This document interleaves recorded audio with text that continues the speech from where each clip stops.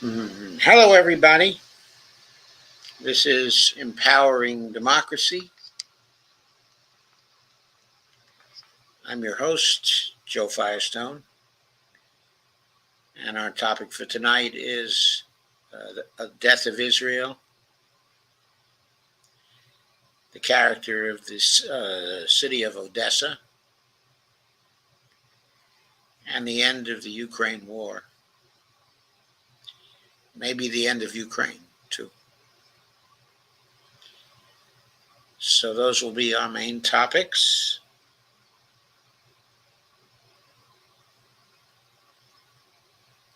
I will begin with a piece from Chris Hedges.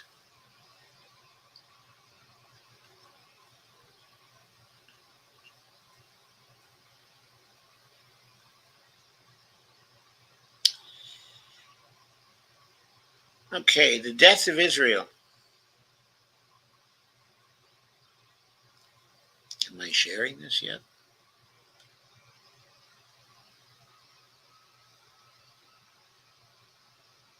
I see. Sorry, folks. There we go. Okay, the death of Israel. Settler colonial states have a terminal shelf life. Israel is no exception. This was written by Chris on December 17th, 2023.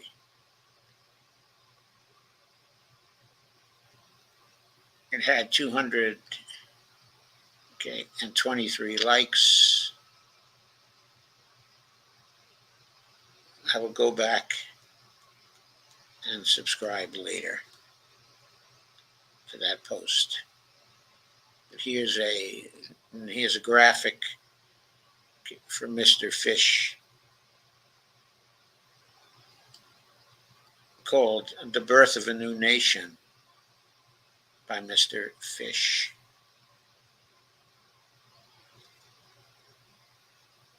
I guess that must be the clause of the angel of death.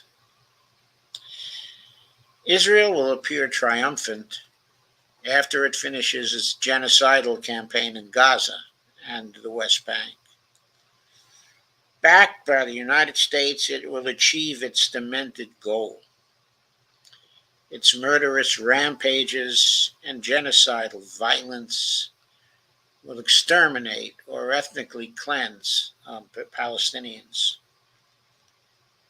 Its dream of a state exclusively for Jews, with any Palestinians who remain stripped of basic rights, will be realized. It will revel in its blood-soaked victory.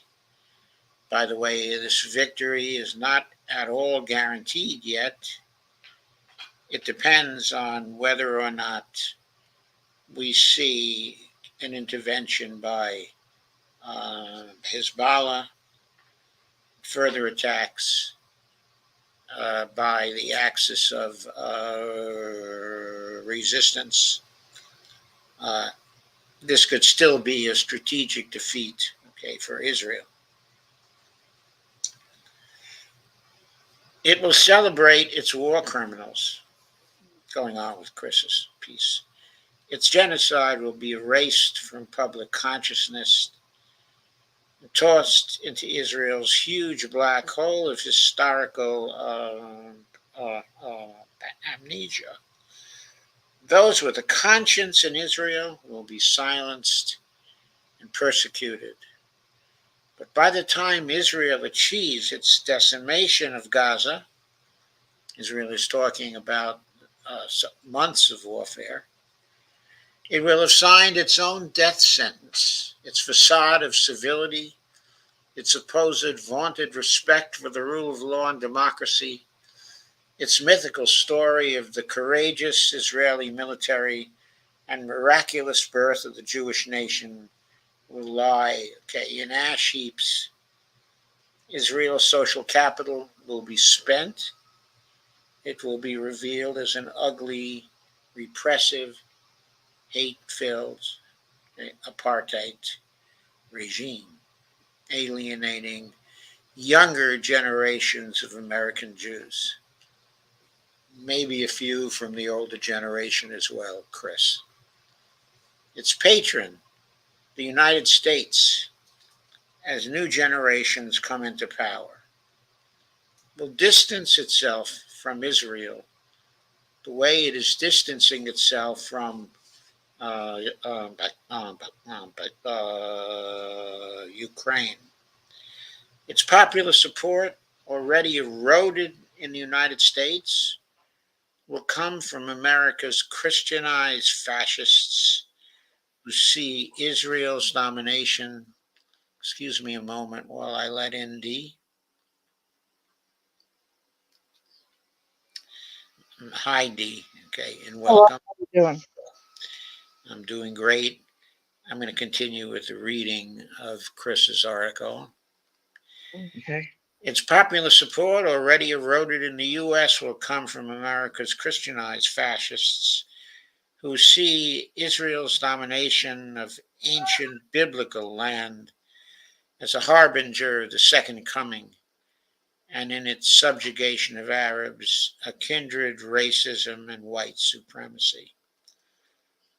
Palestinian blood and suffering, 10 times the number of children have been killed in Gaza as in 2 years of war, okay, in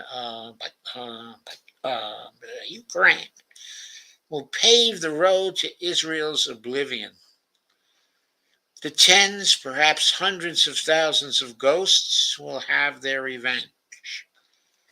Israel will become synonymous with its victims the way Turks are synonymous with the Armenians.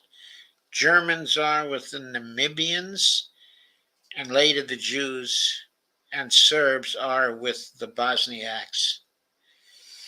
Israel's cultural, artistic, journalistic, and intellectual life will be exterminated. Israel will be a stagnant nation where the religious fanatics, bigots, and Jewish extremists who have seized power will dominate public discourse. It will find its allies among other despotic regimes.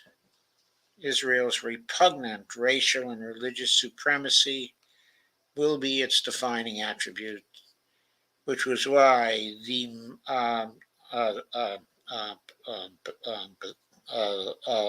uh, the most retrograde white supremacists in the U.S. and Europe, including philo-Semites such as John Hagee, Paul Gosar, and Marjorie Taylor Greene, fervently back Israel. The vaunted fight against anti Semitism is a thinly disguised celebration of white power. Despotisms can exist long after their past due date, but they are terminal. You don't have to be a biblical scholar to see that Israel's lust for rivers of blood is antithetical to the core values of Judaism. The cynical weaponization of the Holocaust, including branding Palestinians as Nazis, has little efficacy when you carry out a live stream genocide against 2.3 million people trapped in a concentration camp. Nations need more than force to survive. They need a mystique. This mystique provides purpose, civility, and even nobility to inspire citizens to sacrifice for the nation. The mystique offers hope for the future. It provides meaning. It provides national identity. When mystiques implode, when they are exposed as lies, a central foundation of state power collapses. I reported on the death of the communist mystiques in 1989 during the revolutions in East Germany, Czechoslovakia, and Romania. The police and the military decided there was nothing left to defend. Israel's decay will engender the same lassitude, and apathy. Here, I have to point out that already, since Gaza, evidently, 400,000 Israelis have left, have migrated. Going on with Chris's article, it will not be able to recruit indigenous collaborators such as Mahmoud Abbas and the Palestinian Authority, reviled by most Palestinians, to do the bidding of the colonizers.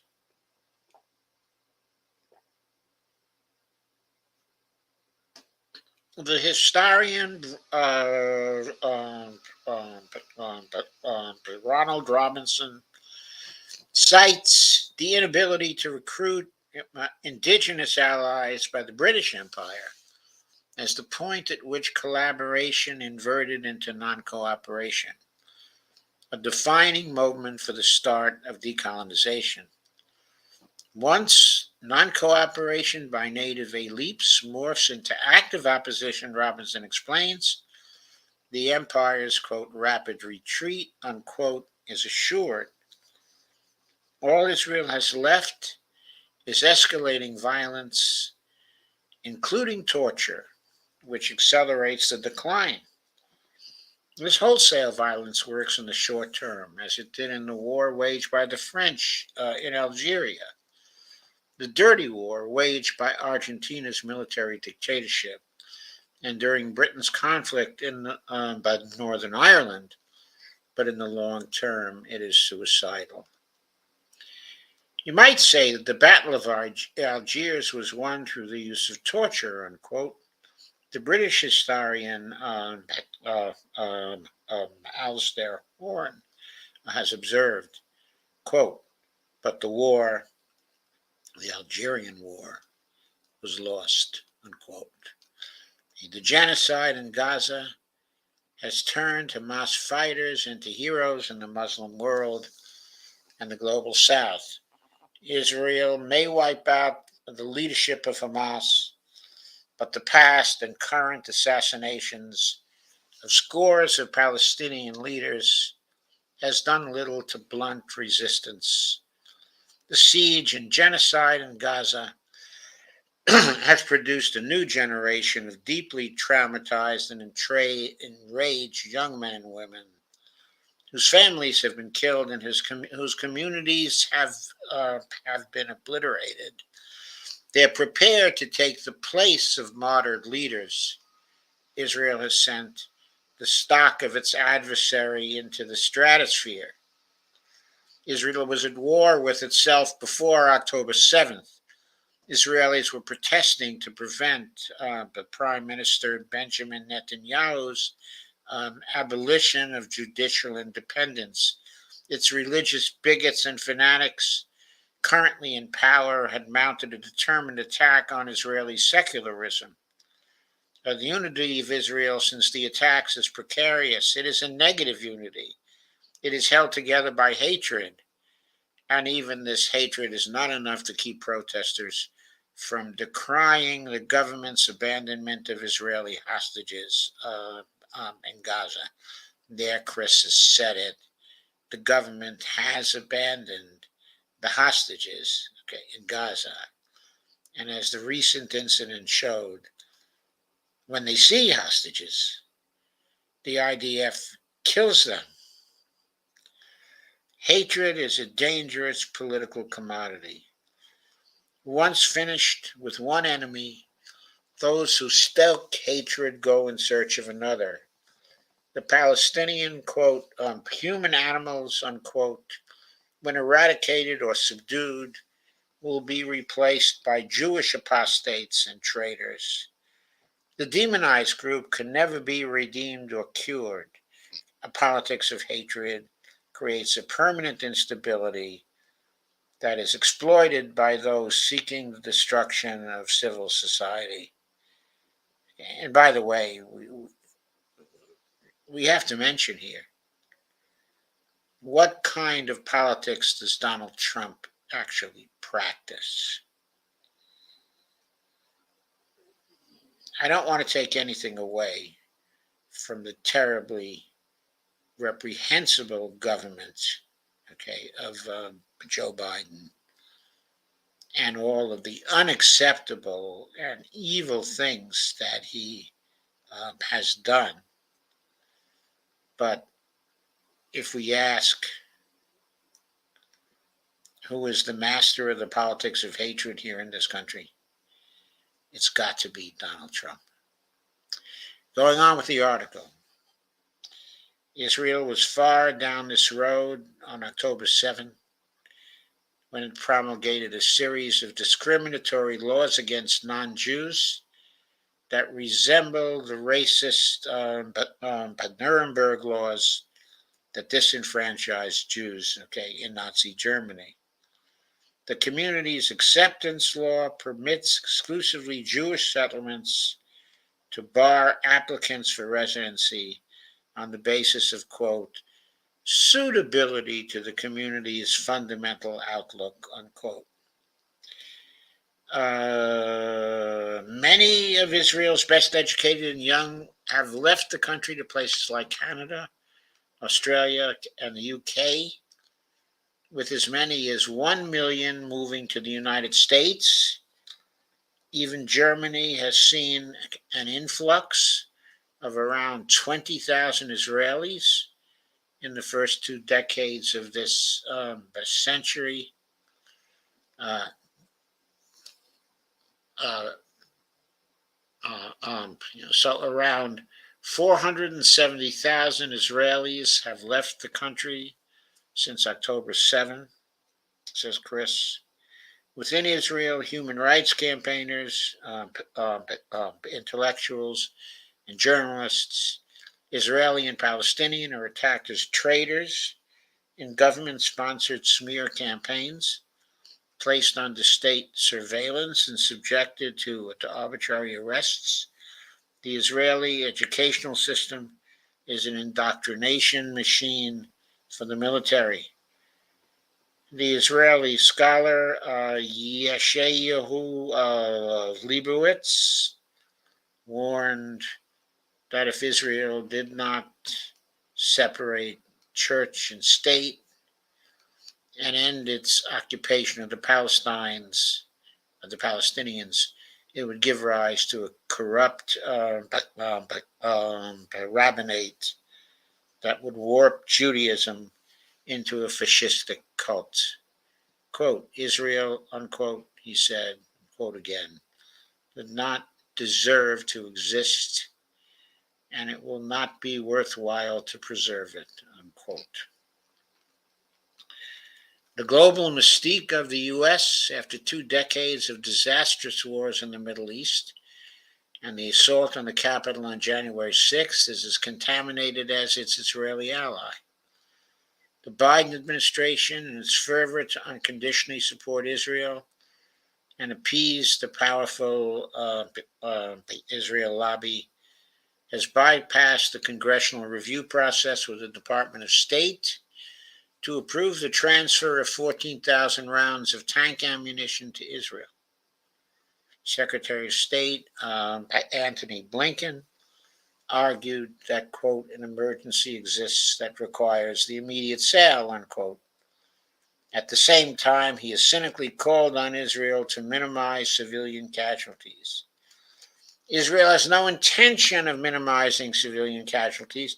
It has already killed 18,800 Palestinians, 0.82% of the Gazan population, the equivalent of around 2.7 million Americans.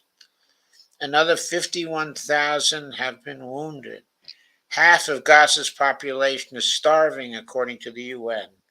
All Palestinian institutions and services that sustain life, hospitals, only 11 out of 36 hospitals in Gaza are still, quote, partially functioning, unquote.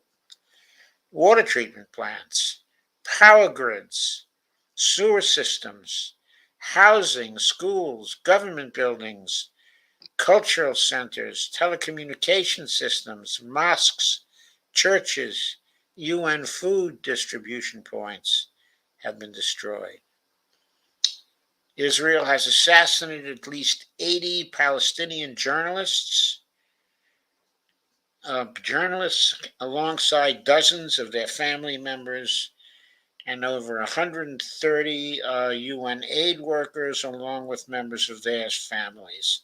Civilian casualties are the point. This is not a war against Hamas. It is a war against the Palestinians. The objective is to kill or remove 2.3 million Palestinians from Gaza. The shooting dead of 3 Israeli hostages who apparently escaped their captors and approached Israeli forces with their shirts off, waving a white flag and calling out for help in Hebrew is not only tragic, but a glimpse of Israel's rules of engagement in Gaza. These rules are kill anything that moves. As the retired Israeli Major General Giora Eiland, who formerly headed the Israeli National Security Council, wrote in Yadiath Aronoth, quote, the state of Israel has no choice but to turn Gaza into a place that is temporarily or permanently impossible to live in. Creating a severe humanitarian crisis in Gaza is a necessary means to achieve the goal, unquote. Quote, Gaza will become a place where no human being can exist, he wrote. Major General Ghassan Alian declared that in Gaza, quote, there will be no electricity and no water. There will only be destruction. You wanted hell, you will get hell, unquote. The Biden presidency, which ironically may have signed its own political death certificate, is tethered to Israel's genocide. It will try to distance itself rhetorically, but at the same time, it will funnel the billions of dollars of weapons demanded by Israel, including 14.3 billion in supplemental military aid to augment the 3.8 billion in annual aid to, quote, finish the job, unquote. It is a full partner in Israel's genocide project. Israel is a pariah state. This was publicly on display on December 12th, where 153 member states at the UN General Assembly voted for a ceasefire, with only 10, including the US and Israel, only the US and Israel opposed, and 23 abstaining. Israel's scorched earth campaign in Gaza means there will be no peace. There will be no two-state solution. Also, apartheid and genocide will define Israel. This presages a long, long conflict, one the Jewish state cannot ultimately win. I have to say that I have to agree with Chris, okay, about this. If there's not large-scale intervention by the international community, if it continues to sit by, if Hezbollah, the Houthis, okay, and Iran and Syria uh, are very cautious, okay, in their resistance, and highly selective in their resistance, it may be that Israel will win a Pyrrhic victory here. But Chris is right when he points out that nations die when the mystique sustaining those nations is broken. okay, when it disappears. We said earlier tonight during Dee's show that the war is an unmasking, okay, of Israel. That's one way of putting it. But it is also, okay, a revelation that the face that Israel tried to present, okay, to the world as a moral state, as a democracy, as a state with very high ethical values.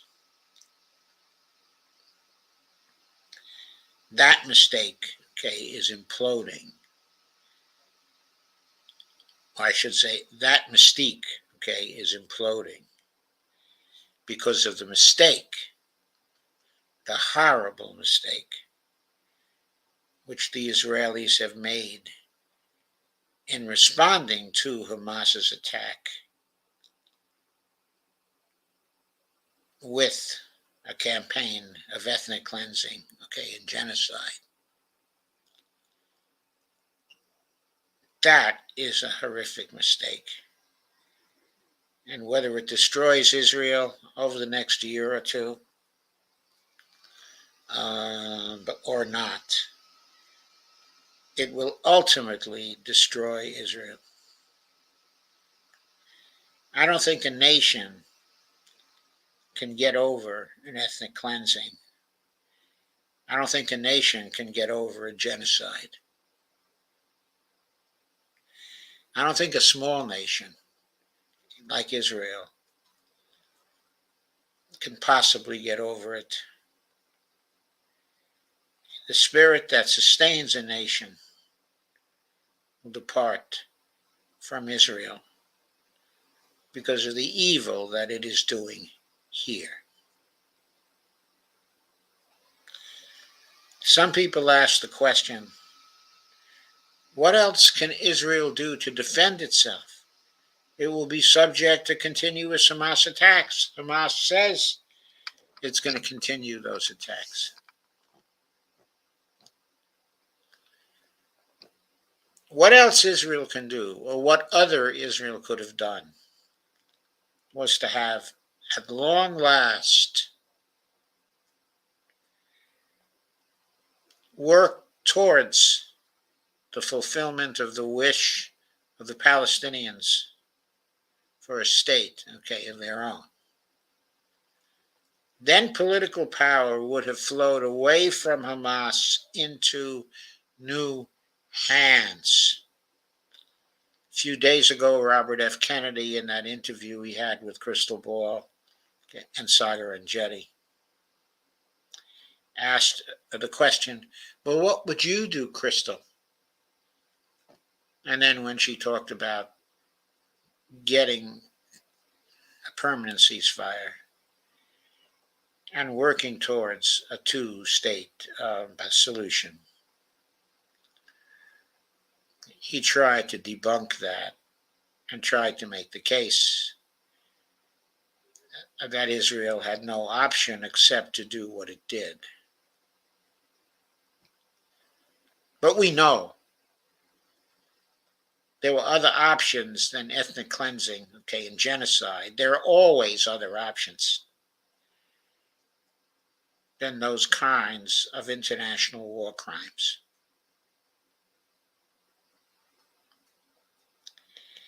The Israel some of us respected is actually long gone.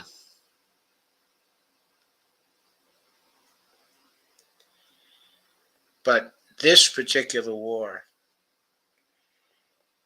makes it visible to everyone that this emperor had no clothes, that its clothes had been shedded long, long ago, probably back in the 1970s somewhere. At least some would say that this even started with the Nakba of 1948, and they might well uh, be right. But the embarrassing nakedness of Israel now, the revelation that it had the capacity to commit this kind of evil,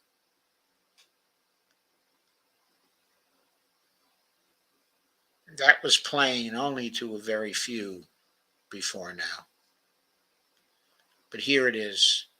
Okay, it is upon us, and we all must fight it and stop this Israel and stop this permanent ceasefire now. Definitely, I agree with you 100%. I agree with you 100%. And I think it's heartbreaking too because the connection with the U.S. And Israel, and you just know so many people that, it's just been this relationship that you wanted to think better of Israel, but it's just, you can't even, your mind just knows. I mean, I'm just so disgusted with this. And I have family that, they raise their kids in the Zionism, and it's just sad. I think mentally, it's the same thing when they people raising their kids within that Christian nationalism, Christian Zionism. It, it's a horrible thing when you start indoctrinating from a young age, and that they really can't see. Because when you see young people that are so compassionate about so many different causes, and they're always out there protesting, whenever there's, an issue where somebody's being harmed and social justice issues, but yet they could be so wrapped up in right now with Israel and playing the victimhood card of Israel, totally blocking out what's happening over in Gaza. That's just mind games. It's just a horrible thing. Yes, it's just a failure to face the truth. But the longer this goes on, the more difficult it will be to face the truth, okay, and to deny the truth. Uh, okay, let us move on Okay. to the city, okay, of Odessa and Scott Ritter's piece about that city. Okay.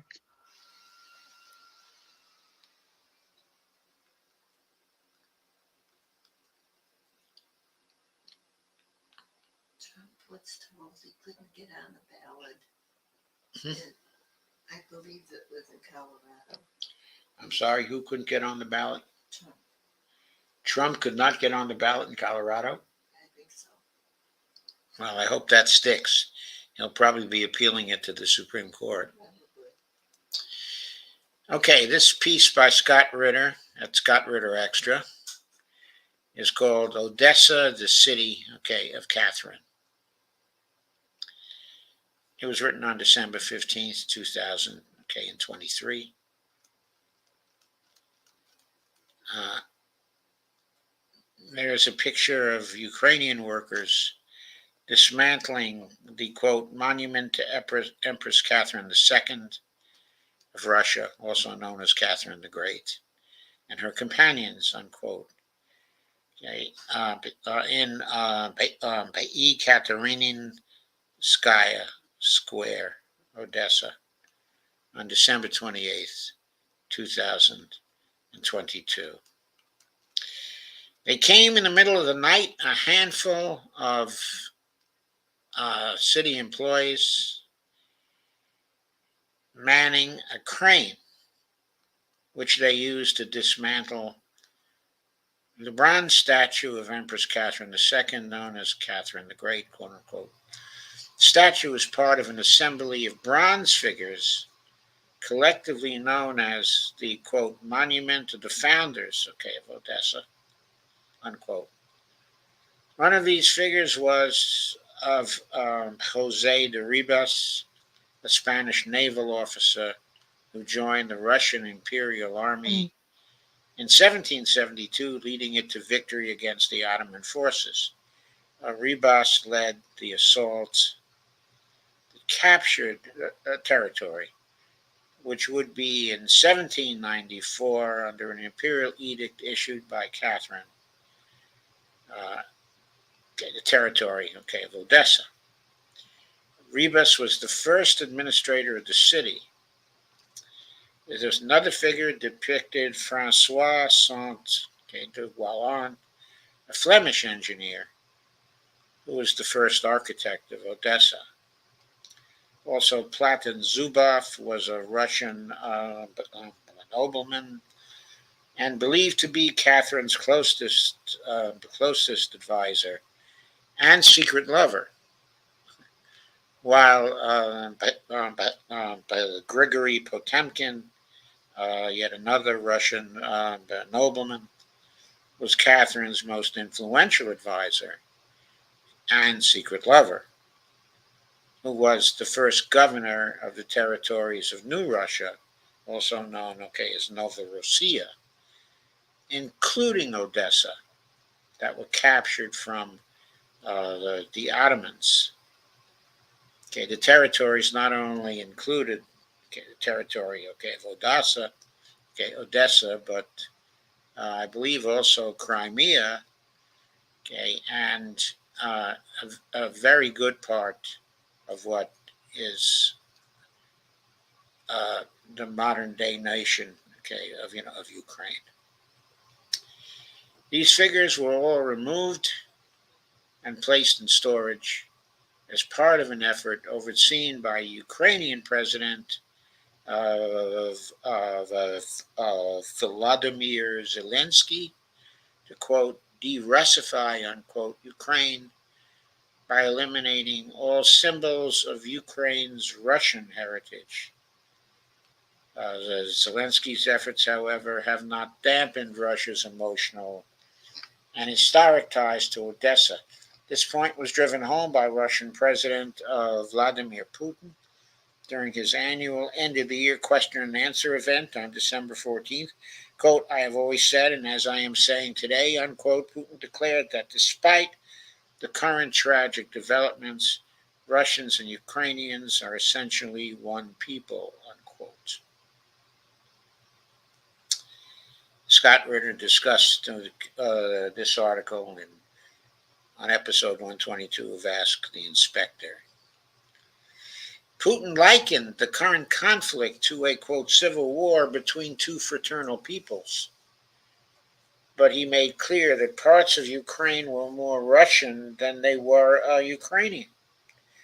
Quote, the southeastern part of Ukraine has always been pro-Russian because it is historically a Russian territory, unquote, Putin said. Neither Crimea nor the Black Sea region has any connection to Ukraine, unquote. He continued before concluding, quote, Odessa is a Russian city. We know this. Everyone knows this, unquote. The original monument to Empress Catherine II of Russia and her companions was built in 1900, the belated byproduct of patriotic fervor that had gripped Odessa in 1894, which was Odessa's centennial. It was toppled by the Bolsheviks in 1920, with Catherine's bust dismantled and the statues of the four founders removed to a warehouse. In 2007, a pro-Russian member of the Odessa City Council, Ruslan Tarpan, raised funds to restore the monument of Catherine and her four subjects. On October 27, 2007, the new monument was unveiled in a lavish ceremony that featured fireworks and a Philharmonic orchestra. But not everyone was thrilled with the idea of celebrating a Russian empress. Then President Viktor Yushchenko, who had elevated the pro-Nazi Ukrainian nationalist leader Stepan Bandera to, quote, hero, unquote, status in Ukraine, condemned the monument and police had to be called in to separate those who participated in the unveiling ceremony from crowds of Ukrainian nationalists who had traveled to Odessa to disrupt the proceedings. These Ukrainian nationalists eventually succeeded in forcing Tarpan to flee to exile in the United Arab Emirates to escape charges of embezzlement. These same nationalists later flocked to Odessa in May 2014, where they set fire to a building where pro-Russian demonstrators had gathered, leading to the deaths of 48 persons. Yeah, the pro-Russian people, they were actually labor union people, if I recall correctly, locked themselves inside a building, okay, to protect themselves, and the nationalists set fire to the building, killing 48 people. The Russian invasion of Ukraine, February 22nd, provided the final impetus for the Ukrainian nationalists to remove the monument. The marble plinth that held the monument is now empty, save for a Ukrainian flag. Despite the passage of a law by President Zelensky in April 2023, forbidding Russian names to be used in public places, the square that was home to the monument is still known, okay, as Katerinska Square. Nearby are the Potemkin Steps, made famous in Sergei Eisenstein's 1925 classic silent movie Battleship Potemkin, which tells the story of the revolt of the sailors of that warship during the Revolution of 1905.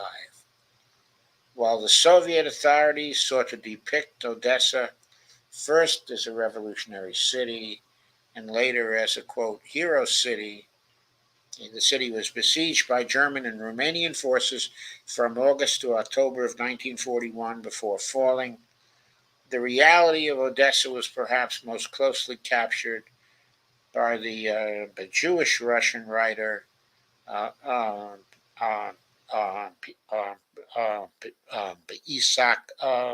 Babel, who in his Odessa Tales depicts a city defined by hedonism and also lawlessness. Alexander Pushkin, the Russian poet, spent 13 months in exile, okay, in Odessa. His observations of life in that city, circa 1823 to 24, is said to have influenced his most famous novel,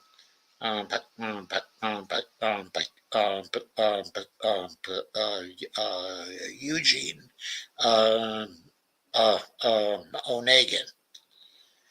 The culture of Odessa, whether told through the eyes of Babel or Pushkin or any other Russian writer, was defined by its geography, positioned as it was on the Black Sea, serving as the gateway to the Bosporus and the eastern part of the Mediterranean Sea. Odessa was always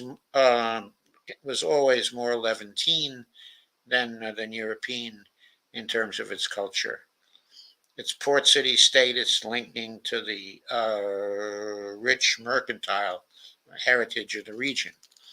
While Ukrainian nationalists emphasize that based upon the 2001 census, a little over 60% of Odessa's population of 1.1 million persons identifies as Ukrainian. Russians comprise just under 30%.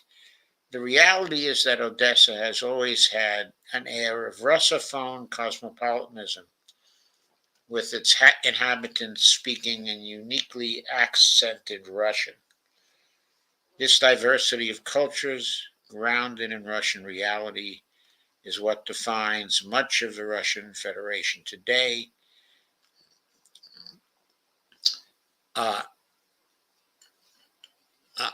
That's a definition that held true during Soviet and Imperial Russian rule as well.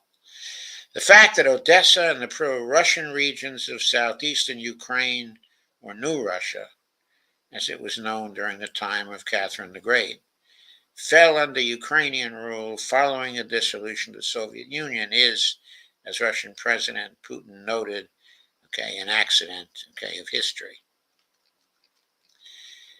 It looks as if the quote accident unquote is about to be rectified.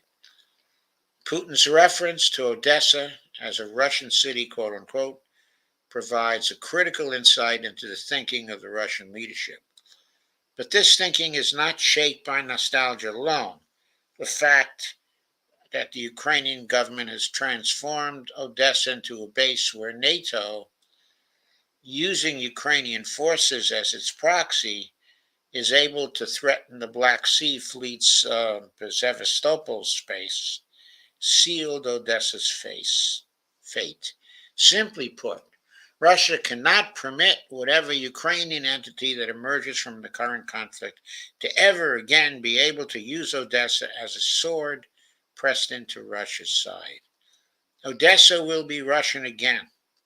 This is a fact driven by geopolitical reality as well as historical precedents.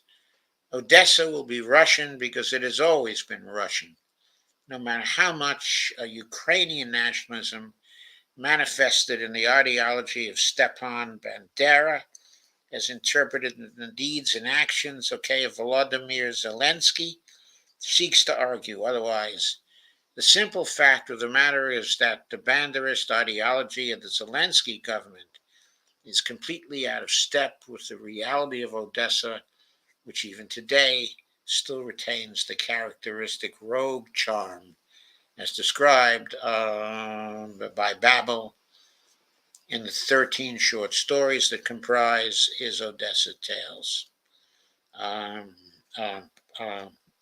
Isaac Babel was executed by the NKVD in 1940. His post by revolutionary writing was considered counter-revolutionary by Stalin and his ilk, but his words live on in the daily beat of life in a city which came to life under the multicultural cultured guidance of Catherine the Great and her 4 associates, half of whom were not Russian.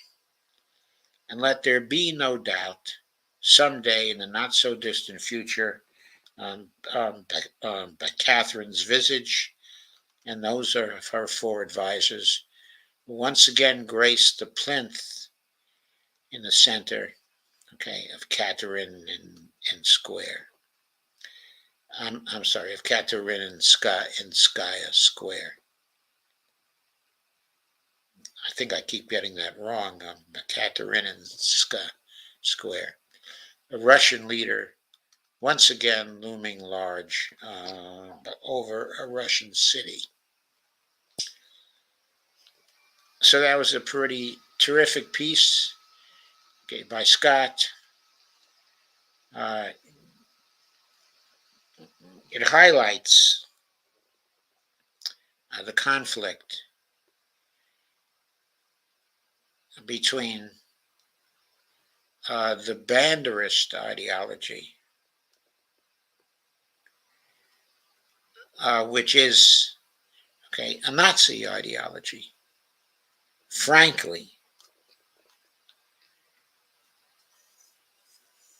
which was responsible, the Banderites were responsible for the Babi Yar massacre, in the Second World War. And they've been responsible for the infiltration, of the Zelensky government, actually by modern-day Nazis.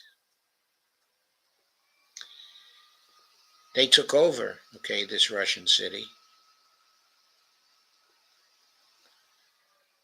But it looks now like the final victory will flow to the Russians,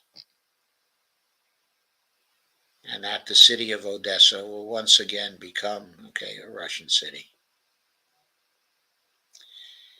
And that, I think, is to be welcomed, a very good outcome, of this particular war.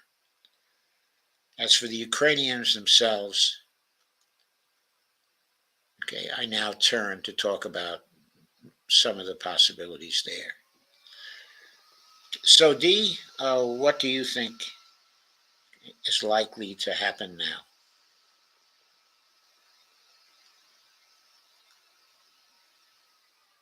Yeah, for a while now, it's pretty much seems like it's just on borrowed time or whatever, you know. It's There's a lot of talk now about internal conflict, okay, inside of the regime. Uh, when a country, okay, is losing a war, and this leads to internal dissension and conflict, that's when there are likely to be coups, and there is likely to be a coup, okay, at this time. It's too complex to say uh, who is going to emerge in control of the government following a coup, but it's quite likely that that person is going to have to negotiate, okay, with the Russians. And the Russians have made it clear that what they're looking for from the Ukrainians at this point is unconditional surrender. If there's any relief from unconditional surrender, if the Ukrainians are to get anything they want out of this, if they're to continue, okay, as a nation, okay, at all, the one who most likely will create a settlement that brings them to this state is Vladimir Putin himself.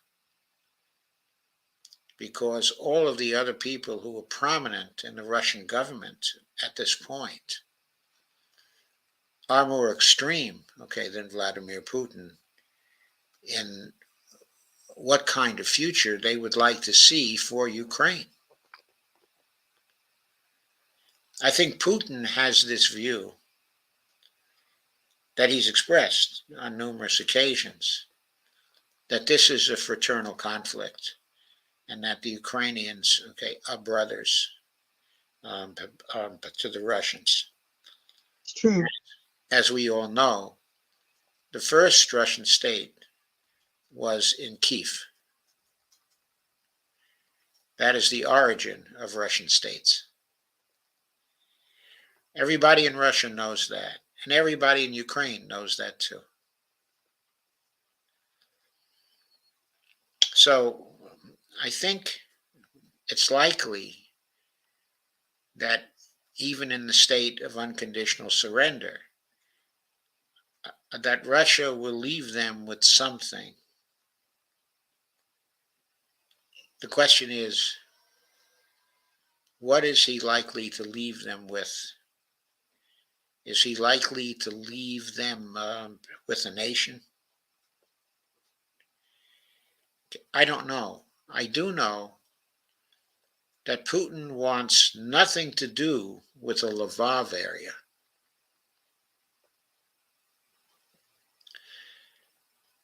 That at one time was part of Poland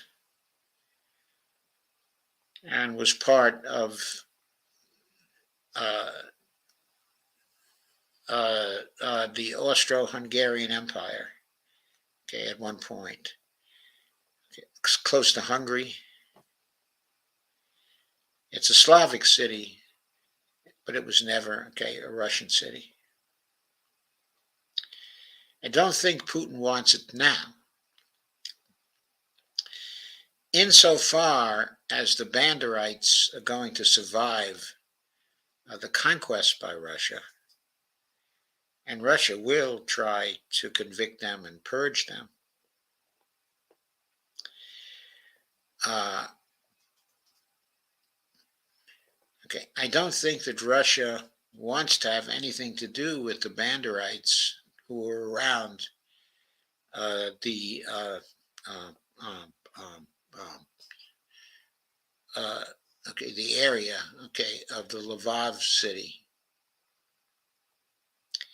okay, and the environs, okay, of that area. I don't think that Russia wants to govern that. I think it would rather turn that over to Poland, okay, or turn that over to Hungary, or turn that over to some other place, so Russia doesn't have, okay, an internal problem with its people. I think it'll try to get rid of as many of these people as it possibly can. But I don't know whether its forces are going to move into that city or that part, okay, of Ukraine. And if Russia, in making the settlement, reconstitutes, okay, a Ukrainian state, don't think it will want that state to include that particular area, because it will want a Ukraine that will stay neutral, okay, if it allows the Ukraine at all. And I think many in the Russian leadership don't want to allow, okay, a Ukraine. But I think the possibility is there that Putin wants, okay, a buffer state that would be neutral, whose foreign policy would be heavily influenced and controlled by Russia. And I'm thinking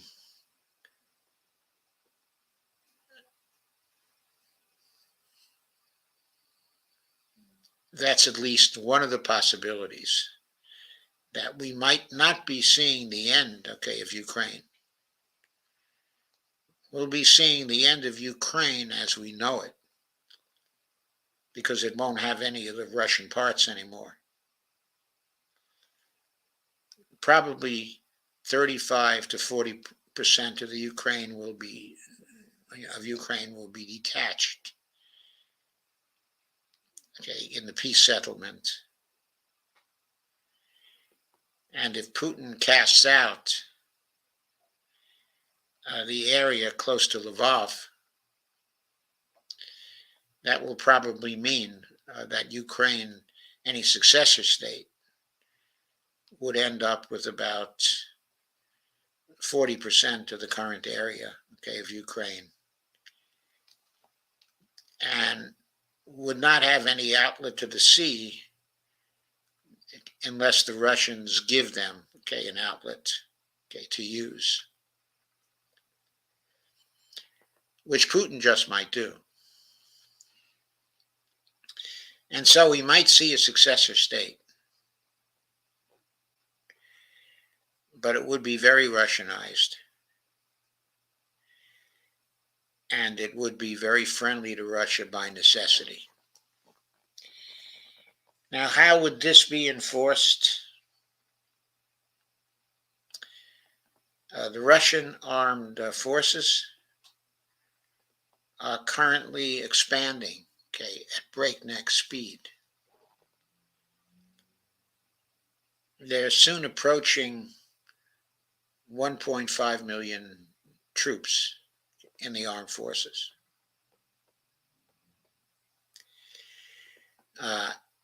I understand that the goal of this military buildup is 2 million troops.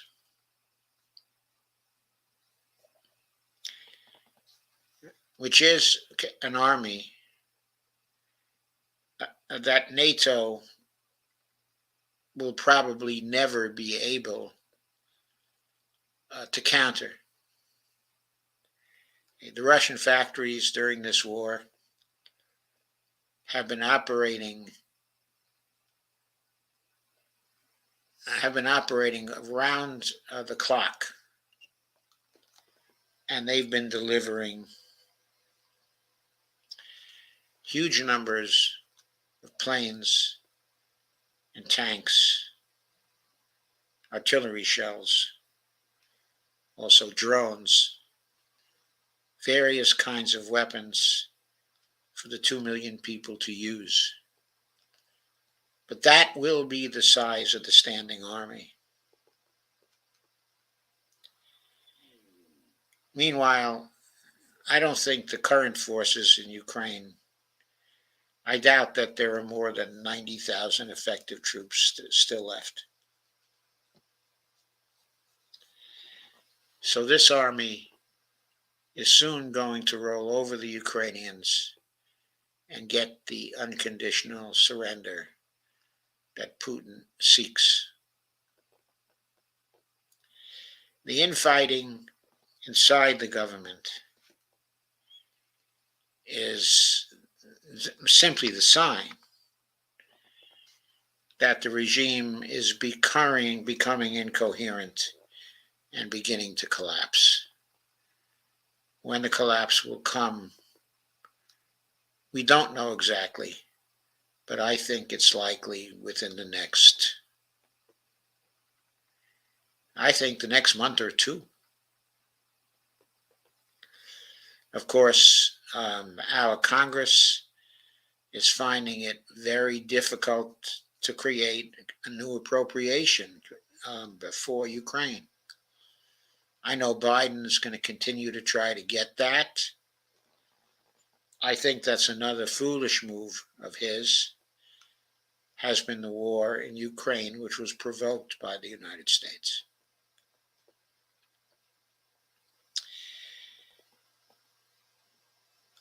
I think his chances of not getting that appropriation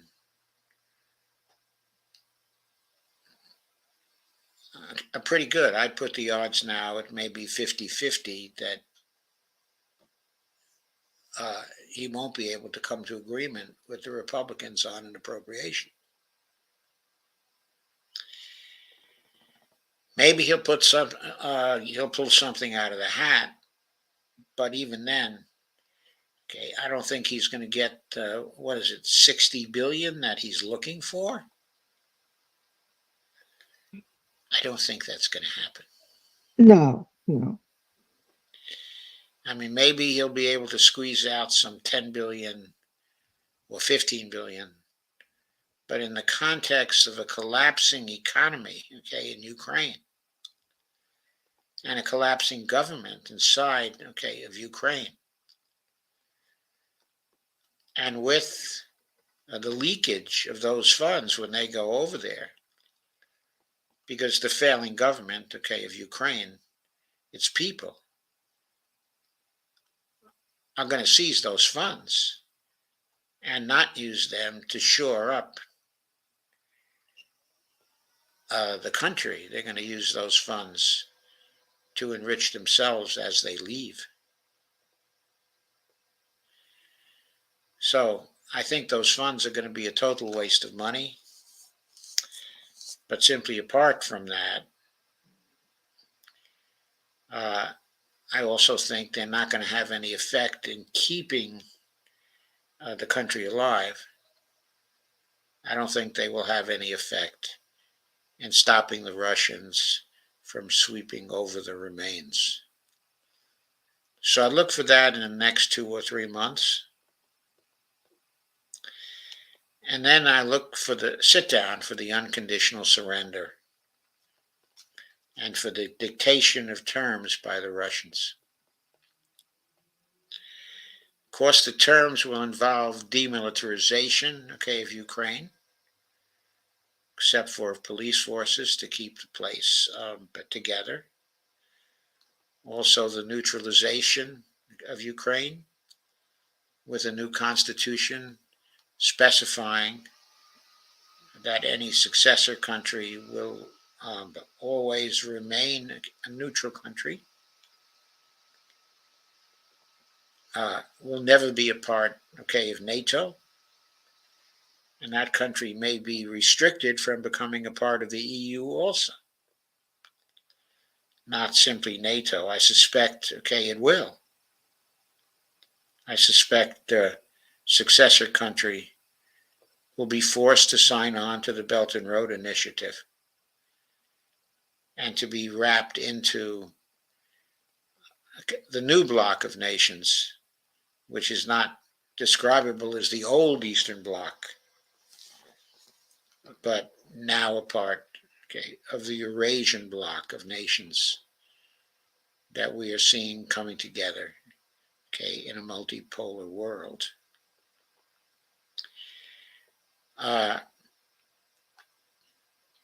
There will also be denazification. I think the Russians have a list of people. I think the Ukrainians will be made to turn them over to the Russians for war crimes trials.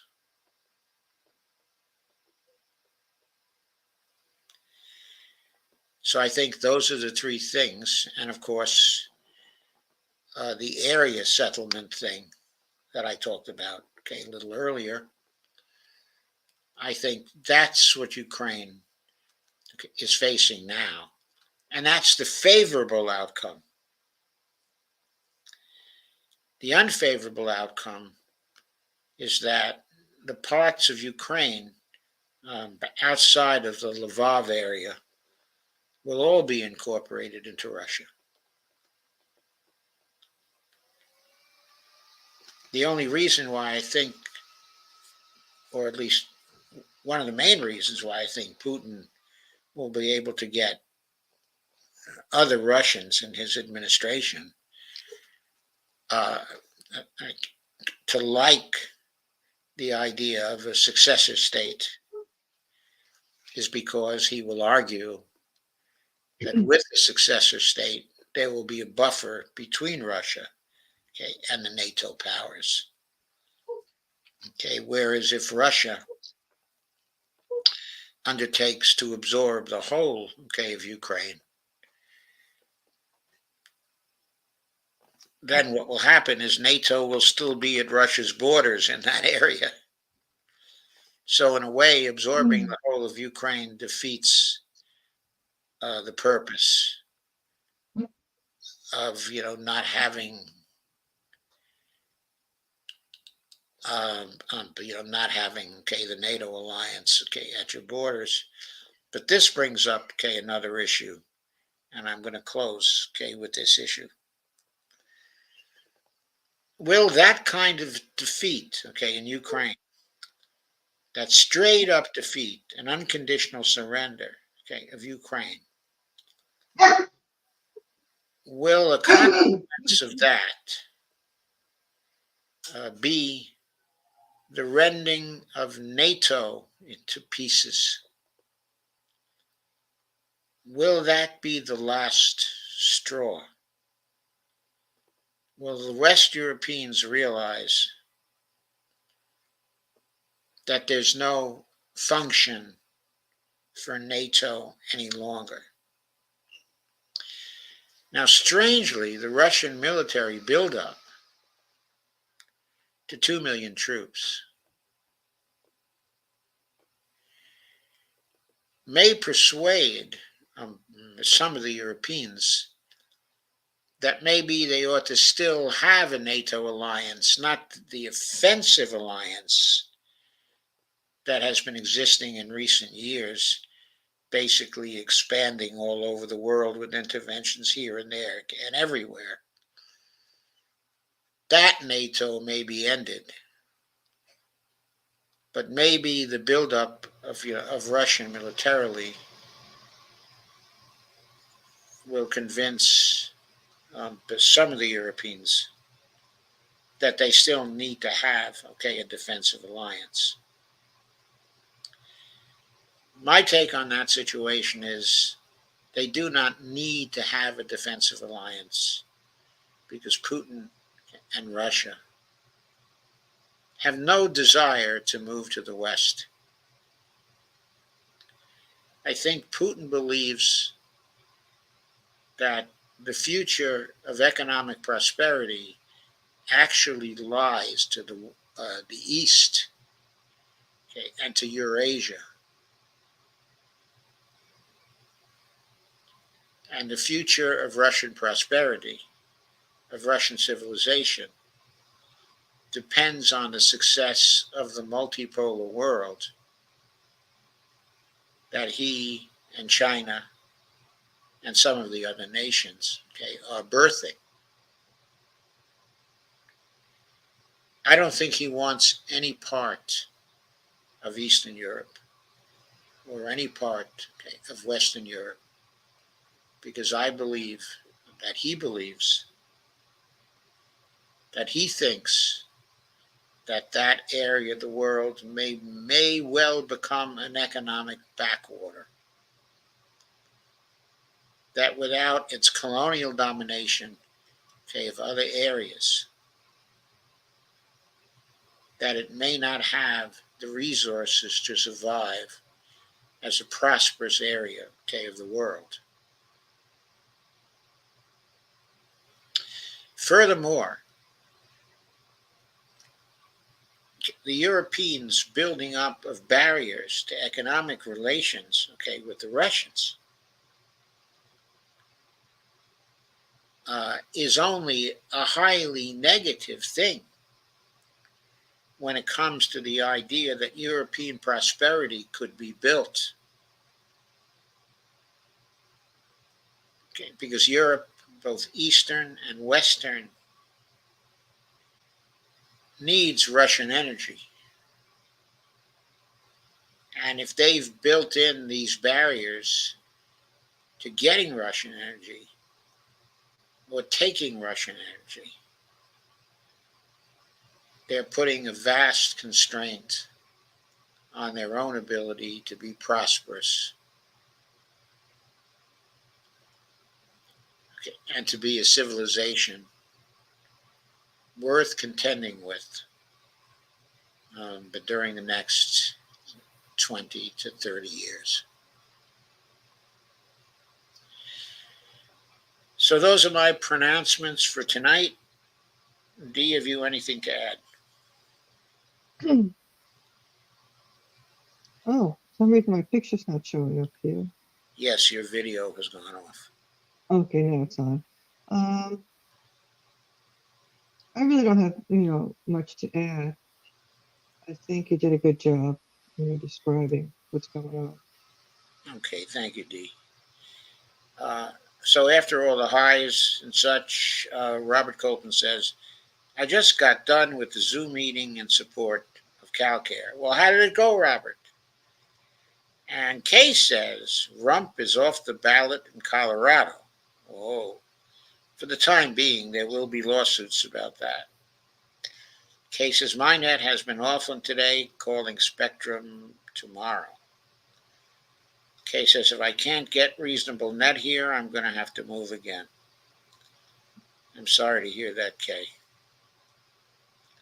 Robert Copeland says, the only reason why Israel is doing what it's doing now against the Palestinian people is due to the weapons they get from the United States because of the influence of AIPAC. Absolutely, Robert. If they didn't get weapons from the United States continuously, they would have to leave off the ethnic cleansing and the genocide, okay, of Gaza. Kay says, I hate it here anyway. Cowboy Kitty leaves. She leaves, okay, an emoticon, which I can't see in this interface. Kay says, I made only one friend here so far. Can't even get MSNBC tonight. Robert Copeland says, if Russia has 1.5 million troops and Ukraine has only 90,000 troops, then Russia should have already defeated Ukraine. If Russia chose to do a big arrow offensive,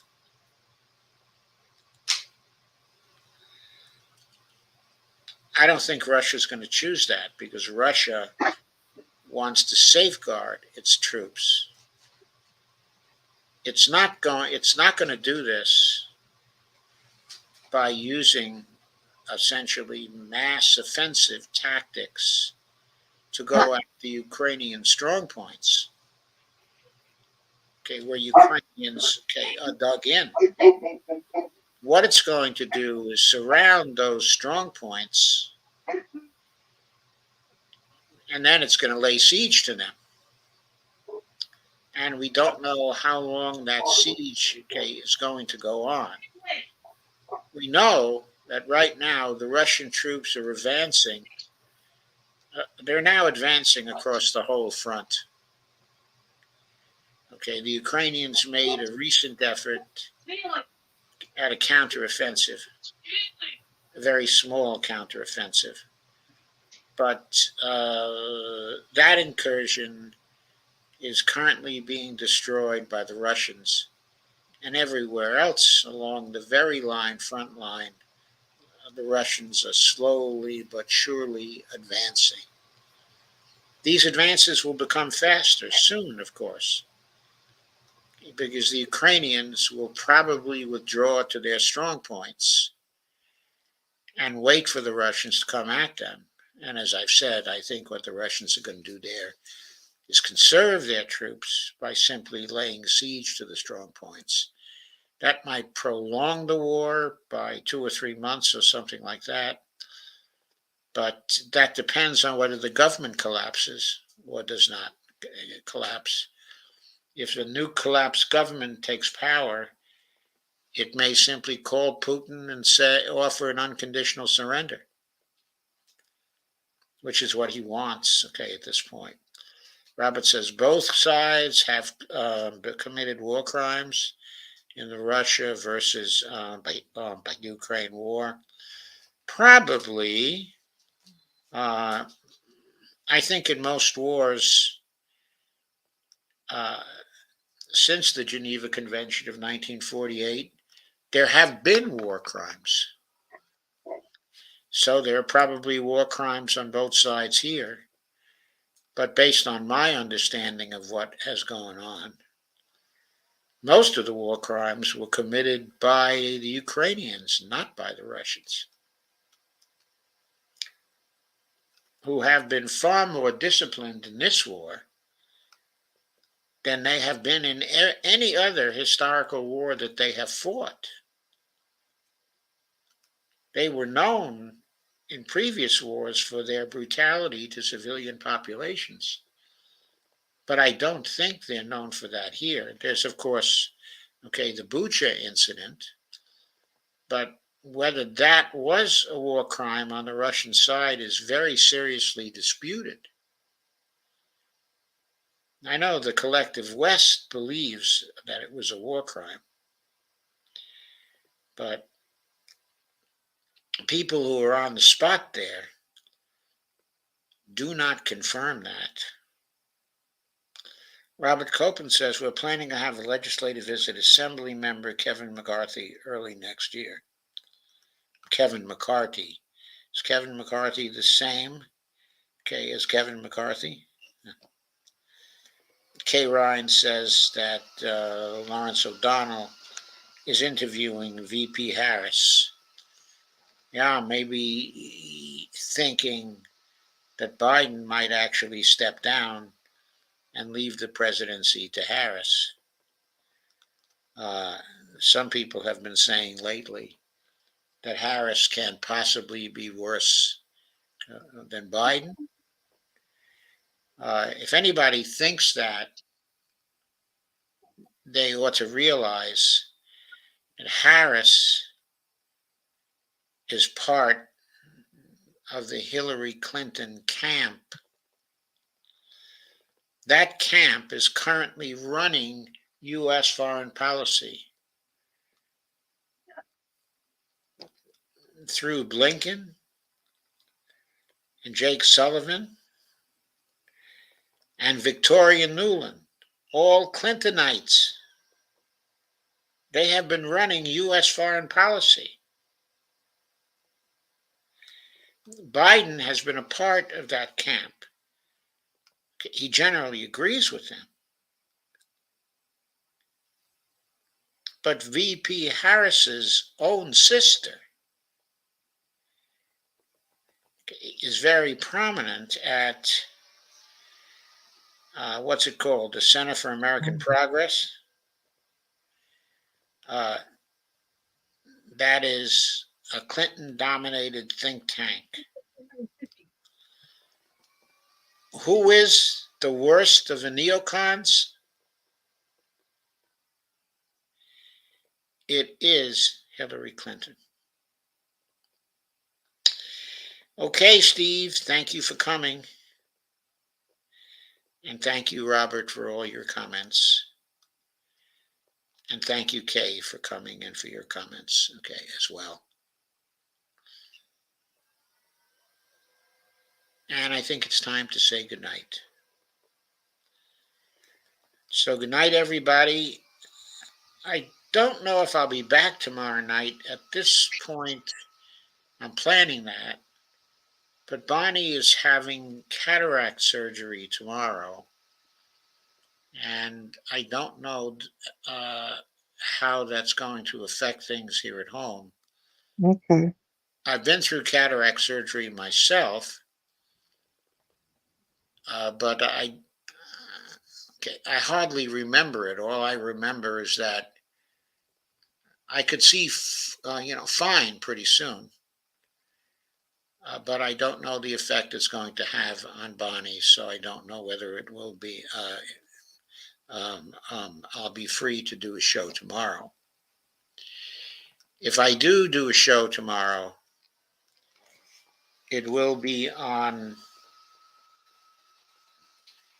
Okay, it will be a Dump the Corruption show.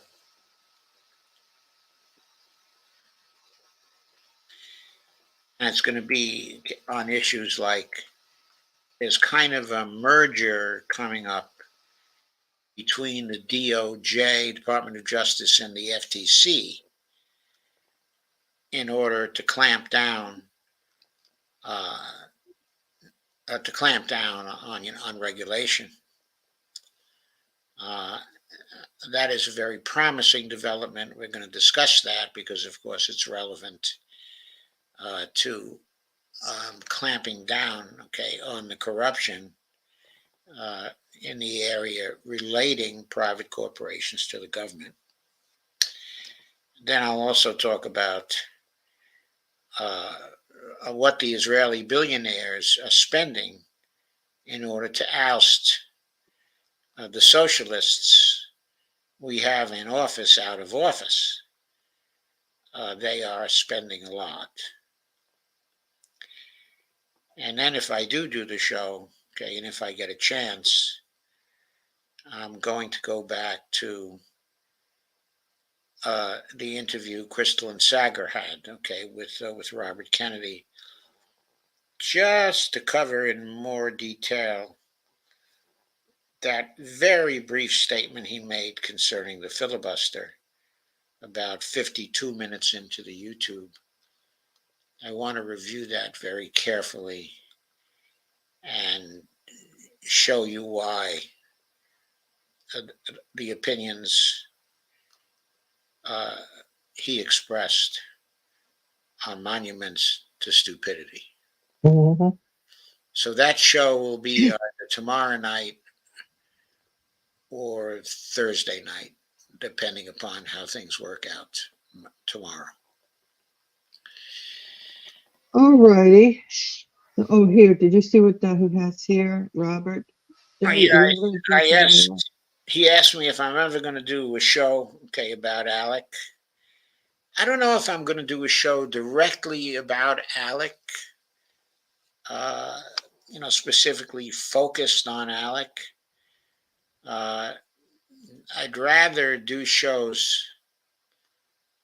If I do shows, okay, about Alec, I'll be talking about the influence of Alec on specific legislators in specific states and the influence of Alec, okay, on legislation that has been passed in those particular states. So the answer is I may do a show on Alec, but if I do, it'll have that kind of orientation rather than be so centered on Alec itself. So that's my thinking anyway at this point. It may change. All righty. Steve says good night. Good night, Steve. And please hit the Robert like Cope button. says Kevin McCarty is more progressive than the former House Speaker. Well, thank you, Robert, for making it clear that Kevin McCarty is a different person. Okay. Well, if you want to round it up, please hit the like button, subscribe, and share. Okay, thank you, Dee. And I hope to see you tomorrow on your show, but I don't know if I'll be able to. We'll see. Okay. And Russell Gorman's here and says, "Good to see you, Joe. Great to see you, Russell. Thank you very much for coming by." And Cowboy Kitty leaves an emoticon, which I cannot see with this interface. Love you all, he says. Okay, so How good about night, you? everybody. And And Joe, you hopefully I'll forgot see to you say. tomorrow, and if not, I'll see you Thursday. And buy Joe a coffee. Oh, thank you, Dee. Yeah, please do buy me coffee or visit my Patreon account. And Cowboy Kitty says, "Love you all, GN." I'm not sure what GN means, but Good GN, night. good night. Obviously, good night. Okay. Okay, good night to Bonnie. And good luck tomorrow. Okay, thank you, Dee. Oh, you're welcome. See you And good tomorrow. Good night.